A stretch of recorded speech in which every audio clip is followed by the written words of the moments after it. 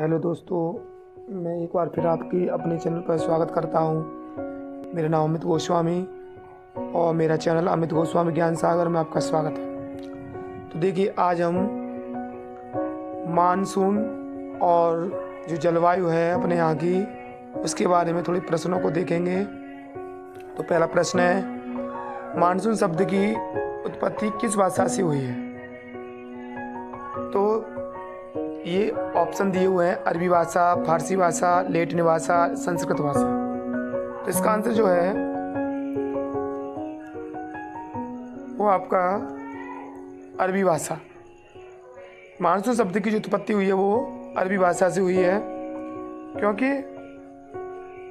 Monsoon शब्द अरबी भाषा के मौसम से लिया गया है, जिसका अर्थ है मौसम।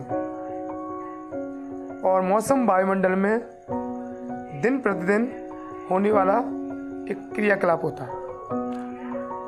अगला प्रश्न, भारत के किस भाग में लौटते हुए मानसून के कारण वर्षा होती है? तो वो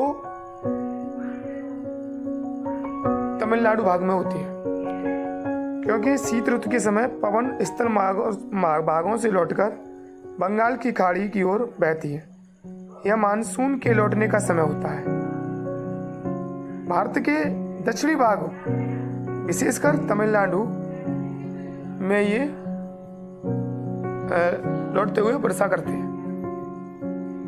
अगला प्रश्न, नीचे दिए गए कथन एवं कारणों पर विचार कीजिए कि भारत की जलवायु को मानसूनी जलवायु कहा जाता है।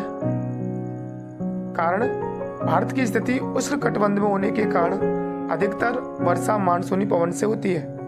इसका आंसर जो है वो पहला ही है।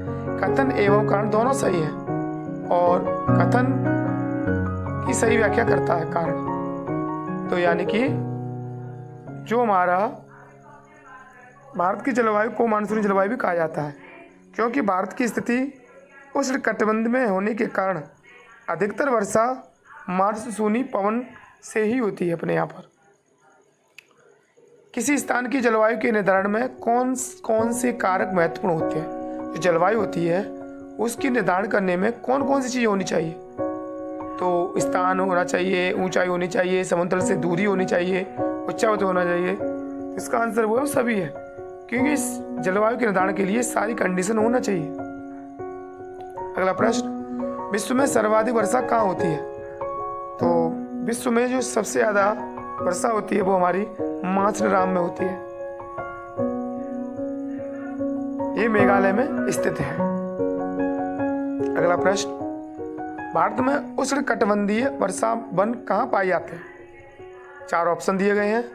अंडमान निकोबार द्वीप समूह में, उत्तर पूर्वी राज्यों में, पश्चिमी घाट में, हिमालय पर्वतीय क्षेत्र में। तो इसका आंसर जो है वो शुरुआत के तीन, अंडमान निकोबार द्वीप समूह, उत्तरी पूर्वी राज्यों में और पश्चिमी घाट में, वहां पर उष्णकटिबंधीय वर्षा वन पाए जाते हैं। अब उष्णकटिबंधीय वर्षा वन उन क्षेत्रों में पाए जाते हैं जहाँ वर्षा बहुत अधिक होती है। ये इतने घने होते हैं कि सूर्य का प्रकाश जमीन तक नहीं पहुंच पाता है। ये वन वर्ष के अलग अलग समय पर अपनी पत्तियां गिराते हैं, अतः ये हमेशा हरे भरे दिखाई देते हैं, इसलिए इन्हें सदाबहार वन भी कहा जाता है। तो अगला प्रश्न, हमारे देश के अधिकांश भाग में किस प्रकार के वन पाए जाते हैं?